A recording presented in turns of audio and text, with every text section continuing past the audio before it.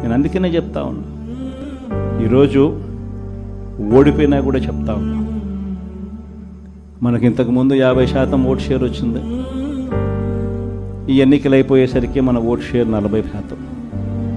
ఒక 10% vote share మనకు రావాల్సింది రాకుండా పోయింది. కారణం ఆ రోజు కేవలం మీ జగన్ అబద్ధాలు చెప్పలేకపోయాడు, అదొక్కటే కారణం. కానీ నేను చెప్తా ఉన్నా, మీ జగన్ అబద్ధాలు చెప్పలేకపోయాడు కాబట్టి అధికారానికి మనం దూరం అయ్యాం. కానీ అధికారానికి దూరం అయినా కూడా మీ జగన్ మీ గుండెల్లోనూ మీ మనసుల్లోనూ లీడర్ అంటే ఇలా ఉండాలి అని చెప్పి మాత్రం ముద్ర వేయగలిగాడు.